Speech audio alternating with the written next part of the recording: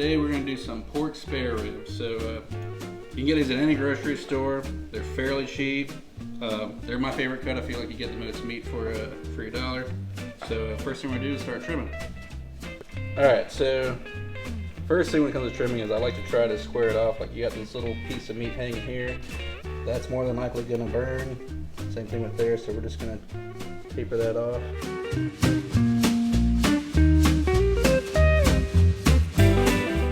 There's a little fat in there, but I think that'll render, so we won't worry about that. So I'd say this side is good. Now here, you got this piece of meat going on here. You could leave it, but I think it's going to burn, so I'm going to take it off.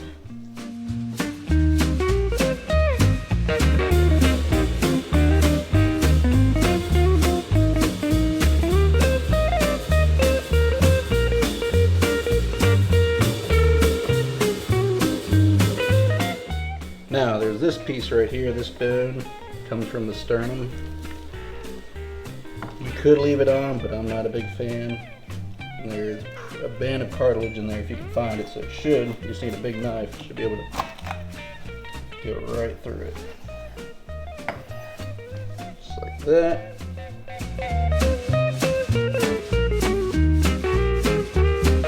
First thing we're going to do, put a binder on. Mustard works just fine.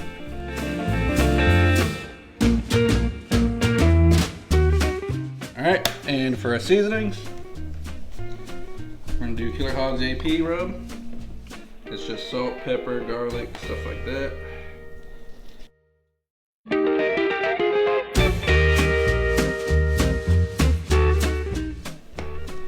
Now we're going to do Killer Hogs hot rub. That'll give a little bit of heat, a little bit of coloring.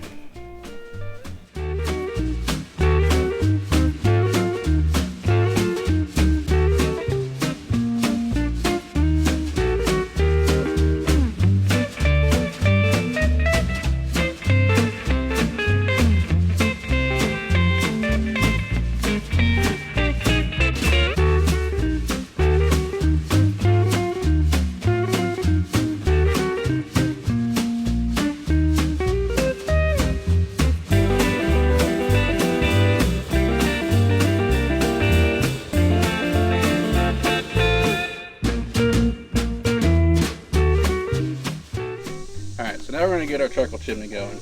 Now recently I discovered this new product, well, new to me, this Royal Oak tumbleweed. I used to use butcher paper, but this stuff works awesome. I highly recommend it. Literally you just take one of the tumbleweeds, get another charcoal chimney, light it up.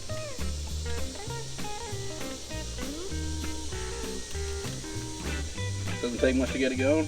Walk away, about 20 minutes later, should be good to go.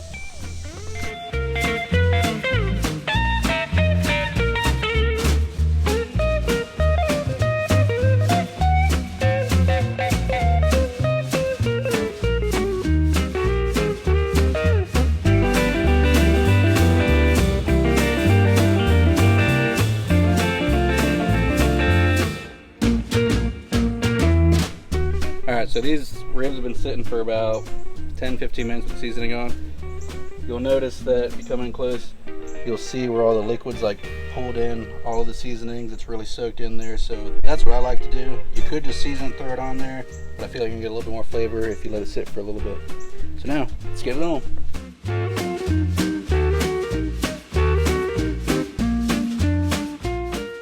Now, when you put them on here, I like to try to make sure I kind of scrunch them up, kind of like an accordion. Because if you got them laying out flat, if you got thin spots, those things are going to cook that way and they're going to burn up. So that should work.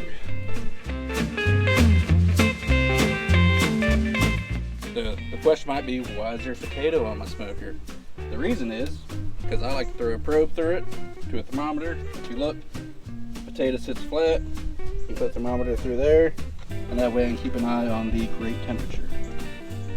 Also, another thing. Anytime you smoke anything, always have a water pan. I've got this little metal bowl here that I fill up every time. That's going to help keep the moisture levels in here high, which will keep your meat from drying out. I think we're ready to close her up.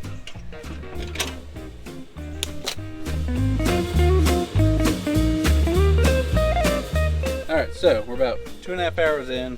We're gonna give it a spritz. Apple cider vinegar, might go too. So you can see what it looks like right now. The sugar's starting to caramelize a little bit on there, but I want to give it some moisture.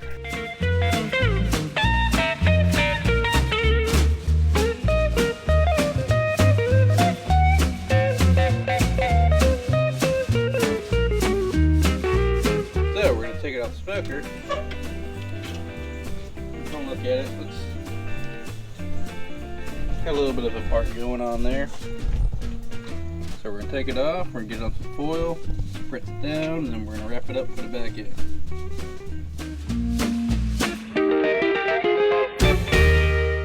Give it a little bit of spritz. Then I got a half and half concoction of barbecue sauce and apple cider vinegar.